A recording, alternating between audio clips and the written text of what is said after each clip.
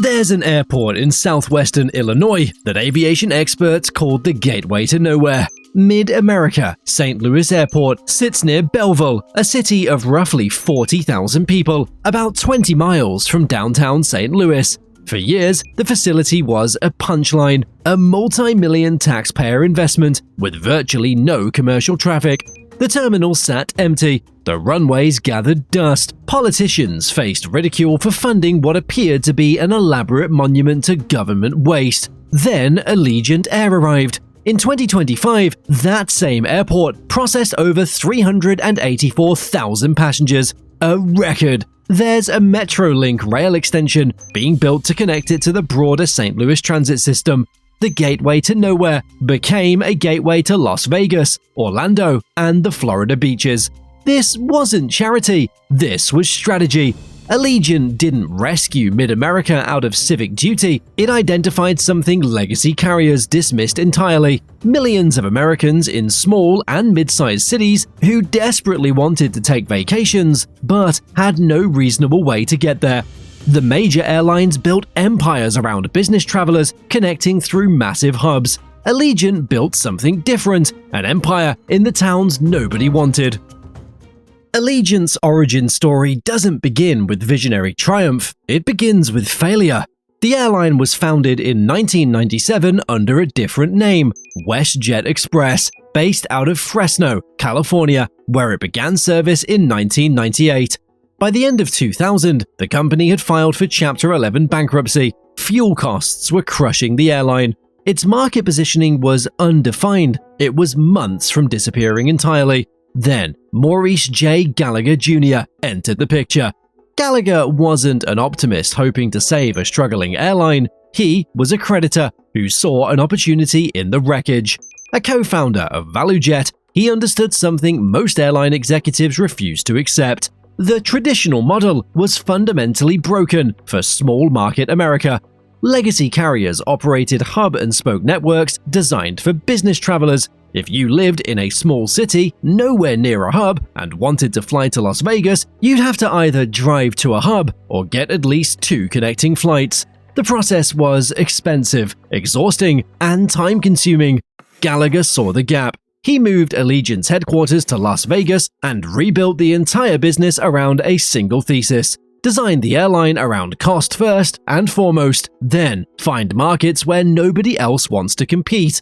Allegiant exited bankruptcy in late 2001 and by March 2002 had secured a contract to provide charter services to Harrah's casinos. That partnership provided a stable revenue baseline, while Gallagher methodically built something unprecedented, a scheduled airline specifically targeting smaller cities that larger carriers ignored. To understand Allegiant's competitive advantage, consider Casey's General Stores. Casey's doesn't compete with 7-Eleven in major metropolitan areas. Instead, they dominate small towns with populations under 20,000. Communities where Walmart and major convenience chains refuse to build. In these markets, Casey's becomes the only option for fuel, prepared food, and everyday essentials. The company doesn't need to offer the lowest prices because there's no alternative. It's built a monopoly through strategic market selection. Allegiant applied identical logic to aviation. While Delta, United, and American fight viciously for market share in New York, Los Angeles, and Chicago, Allegiant targets airports like Provo, Utah, and Belleville, Illinois. In these markets, Allegiant faces virtually no direct competition. The numbers reveal the strategy's effectiveness. Roughly 80% of Allegiant's routes have no direct nonstop competition, depending on how you count them. This isn't an accident, it's the entire business model. Residents of small cities face a choice: drive hours to a major hub and endure the chaos of connecting flights, or book directly with Allegiant and fly non-stop to their vacation destination. For a family in Belleville wanting to visit Orlando, the calculus is obvious. Allegiant's undeserved market moat creates pricing power that legacy carriers can only dream about. It spends significantly less on advertising because customers don't need convincing. There's simply no alternative for convenient leisure travel.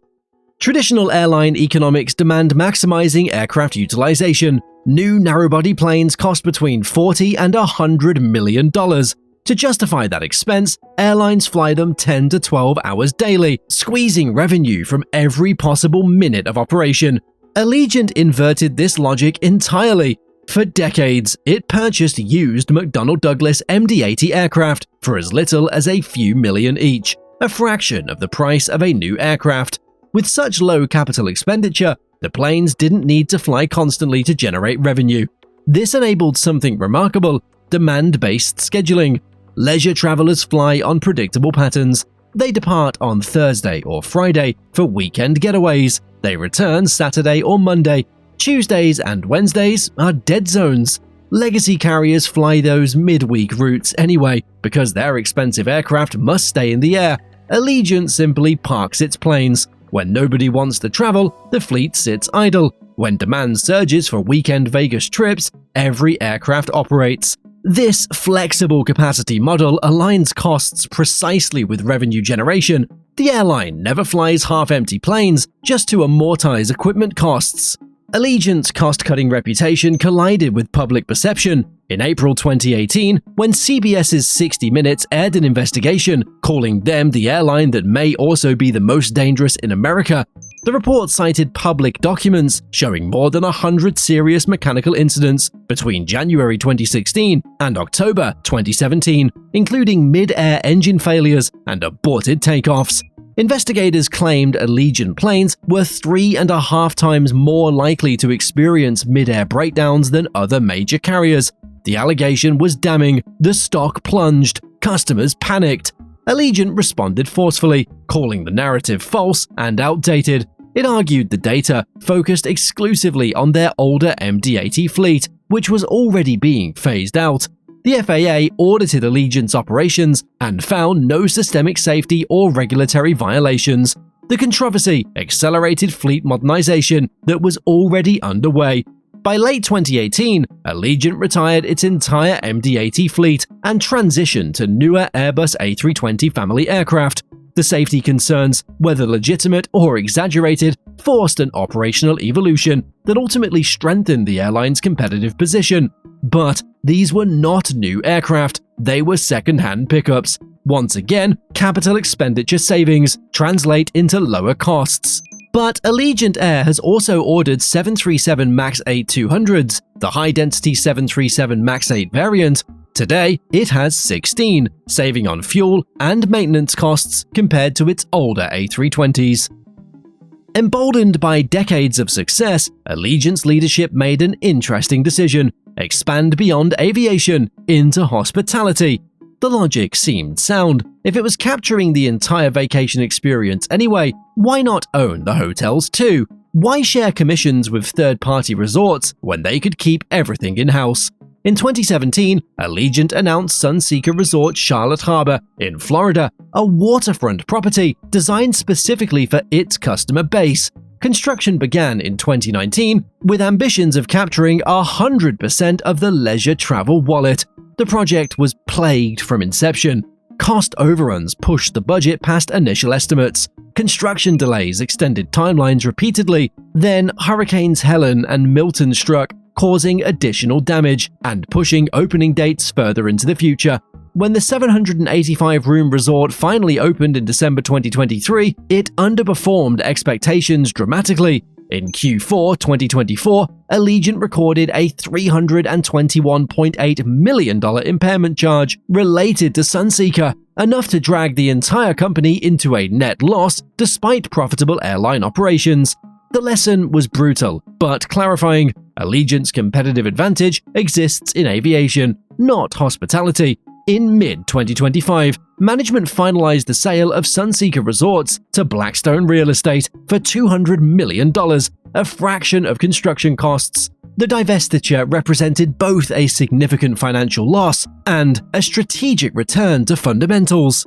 In January 2026, Allegiant announced its most ambitious move yet, a $1.5 billion acquisition of Sun Country Airlines. Why acquire another airline and complicate the model? Sun Country operates from Minneapolis, St. Paul, a market Allegiant barely touches. They run charter operations and maintain cargo contracts with Amazon. Sun Country's seasonal expertise in peak period utilization aligns perfectly with Allegiant's flexible capacity philosophy. The combined entity will serve over 650 routes. More importantly, it consolidates the North American leisure travel market under a single operator with proven pricing power.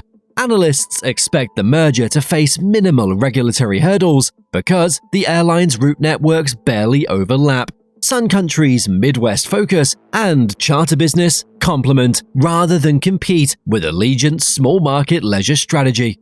The deal represents the natural evolution of Allegiant's moat thesis. If dominating underserved markets works, then why not dominate more of them?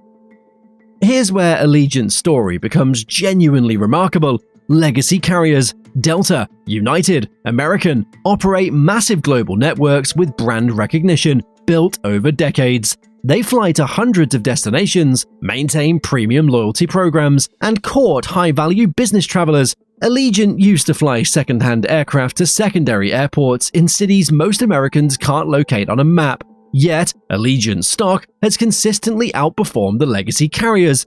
The reasons are structural. Legacy carriers face brutal competition on their most valuable routes.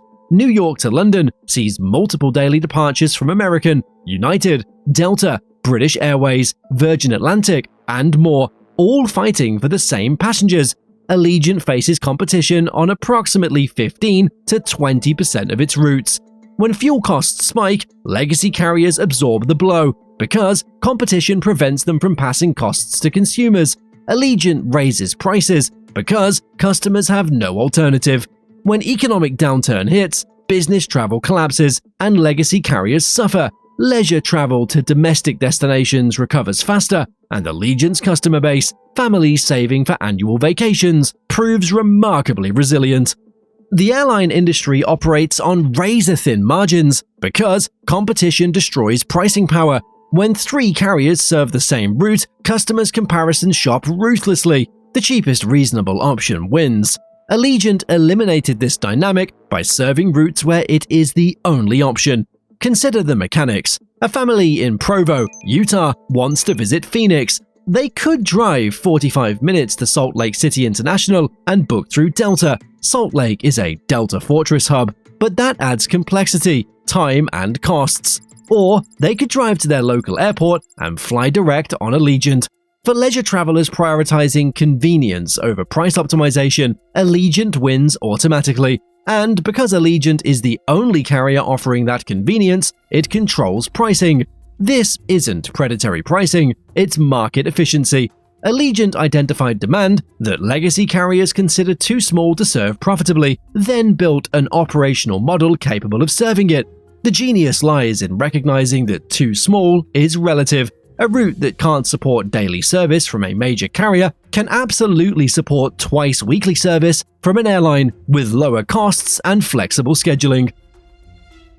Allegiant's trajectory reveals something uncomfortable about the airline industry. The traditional model serves shareholders and business travelers while ignoring everyone else. Legacy carriers optimize for high-margin routes, premium cabins, and corporate contracts. They build hubs in major cities because that's where the money concentrates. Small market America gets connecting flights, layovers, and inconvenience. Allegiant optimized for the customers nobody wanted. The empire in towns nobody wanted turns out to serve millions of people the industry forgot. Legacy carriers could enter these markets. Nothing stops Delta from launching Provo-Phoenix service, but the economics don't work for its cost structures. Its business model demands high-frequency service to major hubs. Allegiant built something different, a system designed from the ground up for markets everyone else dismissed. And that system, despite every prediction to the contrary, keeps growing. Hey, before you go, the YouTube algorithm thinks you're going to like this video next, so why not check it out?